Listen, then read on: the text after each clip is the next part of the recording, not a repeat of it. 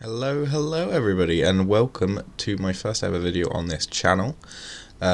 We are in Cardiff Zoo, one of my first ever modern zoos that I have ever built. And well, this was supposed to be the second episode of the channel.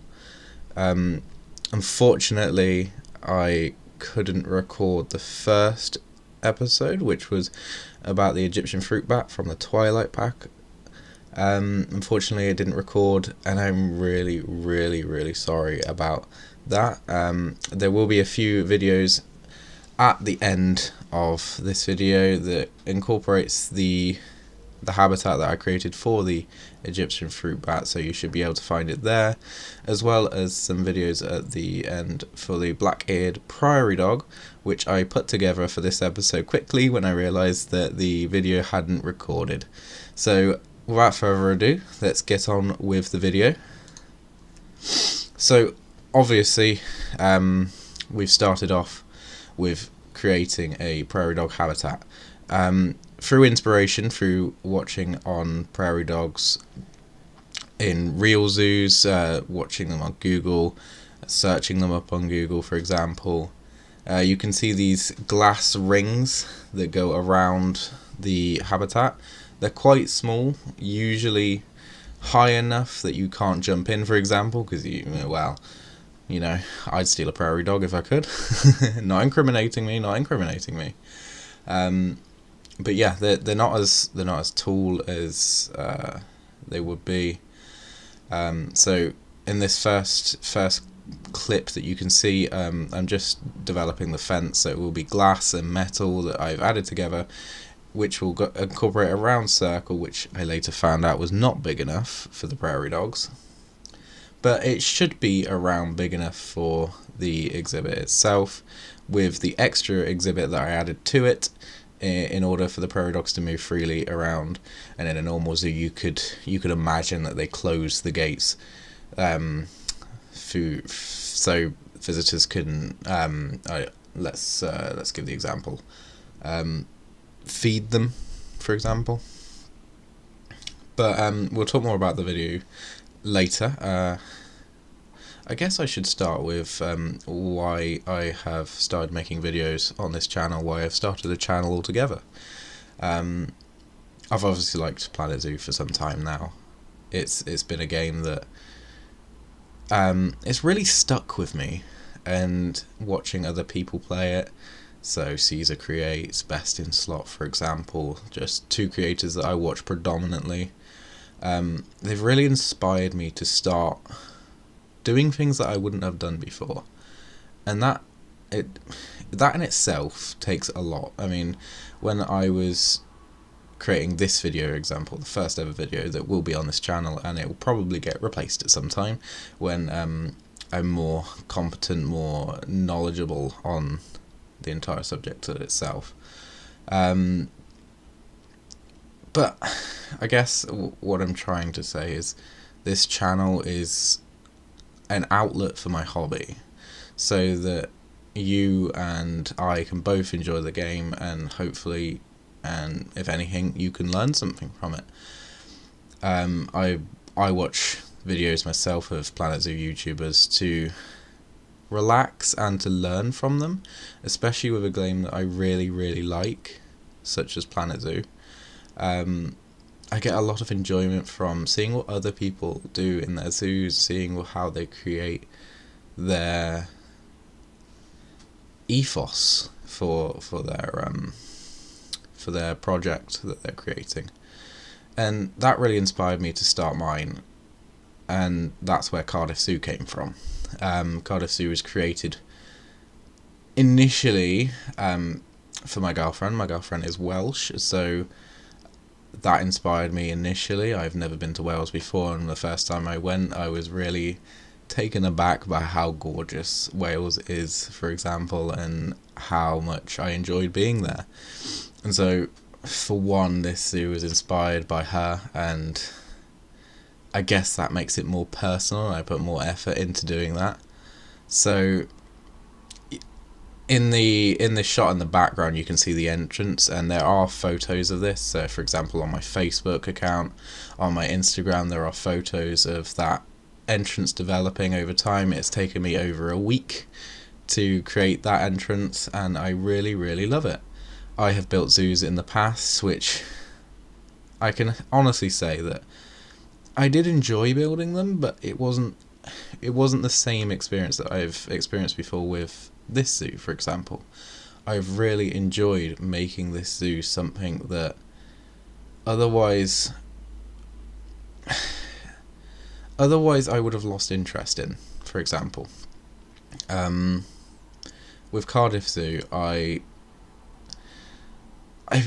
became fixated on creating something that is both what you would see in real life and something that can spring to your imagination. I know that the entrance building, for example, was taken from inspiration from a zoo that I saw on Google, and I really liked the red wood around the window, and from that I developed the entrance to what it is in the photos, and I really, really like it. It's the first time I've ever built in that style where everything has been made to fit perfectly together, and I really love it. Seeing everything come together like that through tiny placements that have taken hours and hours to place and to develop to make something look so natural and so architectural. I really enjoyed it, and I guess that's what you get for spending time on something you actually really enjoy. Now, as a student myself, I need an outlet. It's coming up to exams, so stress is coming, and I need a bit of an outlet from something that I enjoy and that takes me away from that idea of exams and that stress that you can see from such as work, your everyday life, and having this outlet, having this video recording, having this YouTube channel, Planet Zoo, which is constantly an ever-changing community that I really, really love, and nothing about that I think will change anytime soon.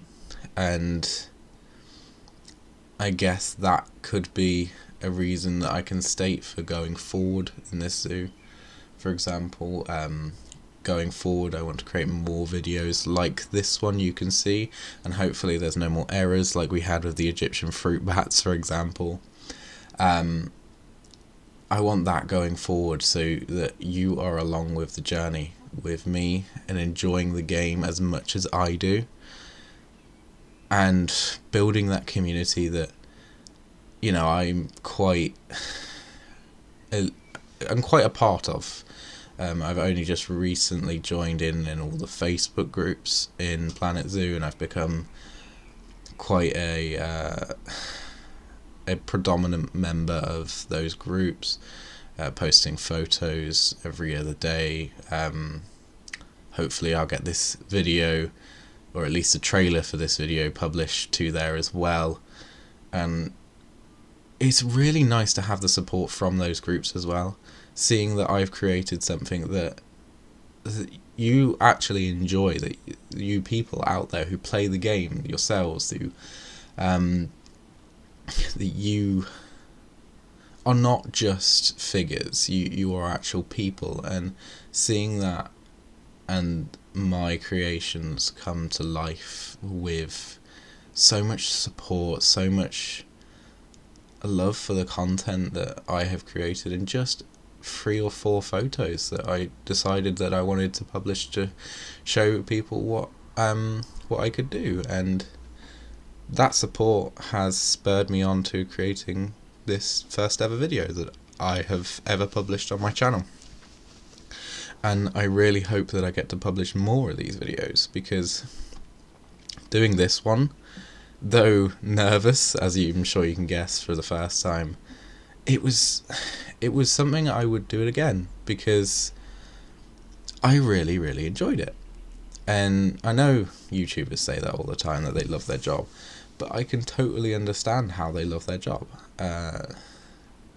It's something giving back to the community and giving that headspace that would be full of either nothing and wasting time doing nothing, or working and stressing. And don't get me wrong, you can work at the same time as enjoy yourself, but again, it's not the same as having an outlet, for example. Anyway, that's enough of taking the time up about the creation of this channel, the creation of Cardiff Zoo, for example. Let's get back to the video. So, again, this is a prairie dog habitat, the black-eared prairie dog from the North America pack. I threw this together as something that could be put out there in order that the fruit bats wouldn't be such a miss for the content that I lost, which was just over an hour and a half's worth of video recording. It was going to be a big video to start with, so losing that content obviously injured my determination to create the video. And eventually I settled on creating a smaller habitat just over the other side of the bats for a prairie dog, which I would have done for meerkats, but I currently don't have the Africa pack. And to be honest, I really enjoyed creating a habitat for the prairie dogs. I don't really incorporate them into my zoo very much. They're quite an easy animal to forget. They're quite small, but I really enjoyed it. I did figure out that the habitat that I created to start with was too small, far too small, and I'm sure you can see the panic I had through the video of not being able to place anything in the habitat itself. And that's when I figured out that I could use the space that I'd left for a gate and use that as sort of a working part of the zoo, for example. And that got me to thinking about expanding the habitat in a unconventional way. In my local zoo, we have a meerkat habitat that has exactly the same thing. It is a small area in the start of the zoo that has a walkway from the meerkats to a unused part of the habitat, where I'm assuming the keepers and so on will keep the meerkats or take them out to guest meets, for example. But I really like that idea, and I hope I could incorporate it here with the prairie dog habitat. Obviously you can see that I struggle a bit to find the items that I'm looking for.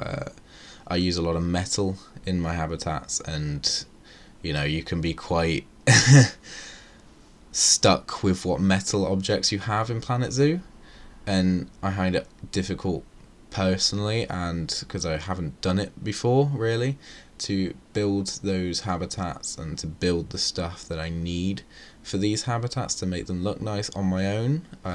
I still go to using prefabs through Planet Zoo or using somebody else's designs.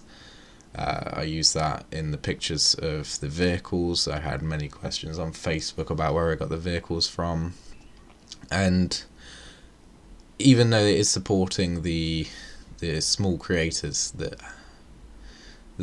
do a really, really good job with creating the content for Planet Zoo, I would like to eventually start building my own things and becoming more confident in that area, because I do understand that you can get a bit carried away using prefabs and it doesn't always look very nice. But I reckon this black-haired prairie dog looks quite nice. I mean, it's not my favourite design for a habitat, but for a starter, it's pretty nice, I think, personally. And we are quickly approaching the 5 minutes towards the end of the video. The last 3 minutes or so of the video is just videos and photos of both the end product of the black-eared prairie dog habitat and the Egyptian fruit bat, because I know that the content wasn't filmed for that, and I really wanted to send it out there what I created for that habitat. So that is in the end of this episode. I haven't got an idea of what I'm doing for the next one. I just know that it will be out at some point. Obviously my schedule is very busy because of my college and work that I have prior agreements to. But I will get content out as fast as I can, if the support is there. And obviously I'm not asking for support, because I realise that that's something that is just founded on the person themselves and whether they like the content, but a little bit of support doesn't hurt. I really enjoy seeing how the community really looks after each other and really cares for the progress of each content creator's projects. I really feel like this community is something that I feel part of and I feel quite happy in, and I can't wait to create more videos, longer videos for this. We are coming to the end of this video. I understand that we only have about 2 or 3 minutes remaining. I really hope that you could understand why I have begun this journey. I really hope that you stick around for this journey. Obviously, gaining tips and tricks from you, gaining the support from you, that's really all I want. I'm not in it for any money. I'm not in it for any kind of spotlight. I'm just here to create content I'm really proud of, to show off amazing pieces of work that, well, I think are amazing and that I really enjoyed making. So without further ado, I really hope you've enjoyed this video. It's taken me a lot to create it, and just enjoy the videos at the end. So again, thank you for watching the video, and I will see you again next time. Thank you very much.